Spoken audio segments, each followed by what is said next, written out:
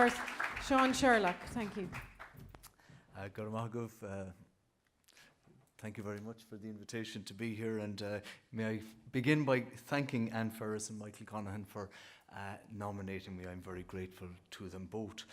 As I reflected on the recent local and European election results and whether to put my name forward for the deputy leadership of the Labour Party, I found myself thinking about the nature of leadership itself and the key qualities of a leader.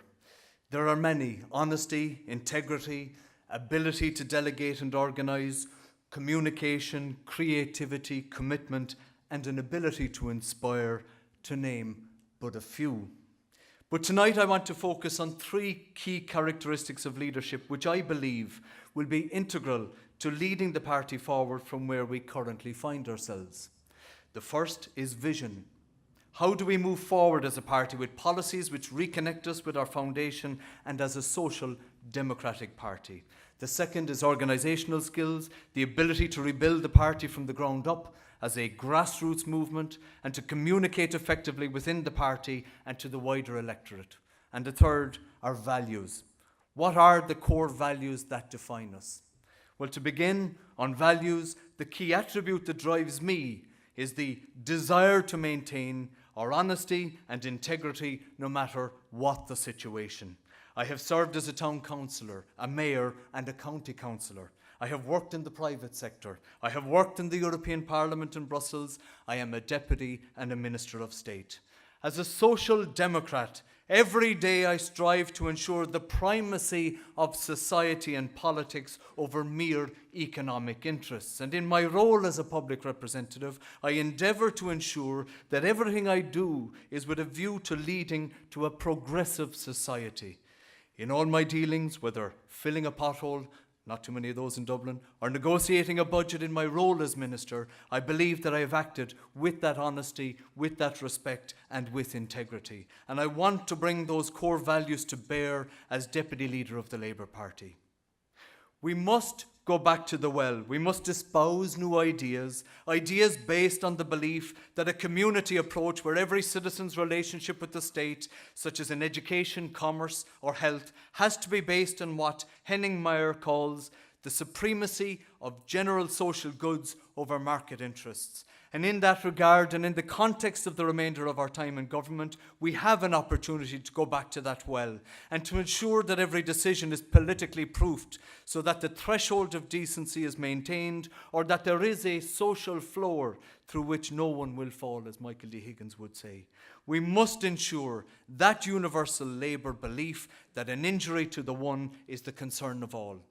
On vision, I want to be clear that I believe we must remain committed to delivering the programme for government.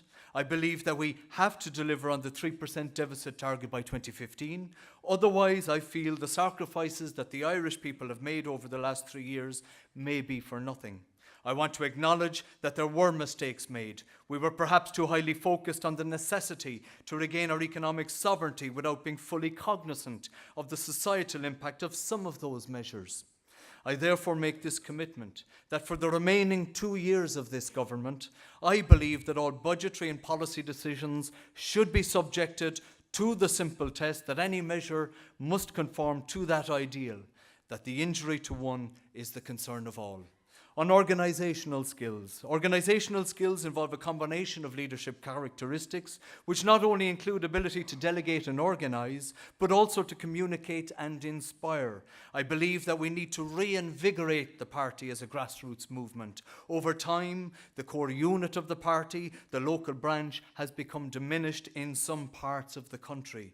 The branch must become the core political unit of this party. We must be truly democratic and listen to the political messages of the branch. I believe that the party organisational structure and communication strategy needs to be renewed. We need to test current structures whereby, when we assume that the views of members are communicated through Central Council, that this actually holds true. We must use the new technologies to facilitate much of this knowledge transfer more effectively. I believe our external communication strategy also needs to be overhauled. One of our major challenges in the lifetime of this government has been to communicate our achievements in protecting people from the worst excesses of austerity. The question has become, how to prove a negative, how to measure our achievements in terms of what the public has not been subjected to. And this, to my mind, has been the wrong approach. We need first to perceive the negative as a positive. We need to clearly set out our goals so that people can see that what we stand for and what we won't accept on their behalf. We are then judged by those achievements and not retrospectively trying to prove the negative. I want to thank you sincerely for your time here tonight. Thank you, Sean.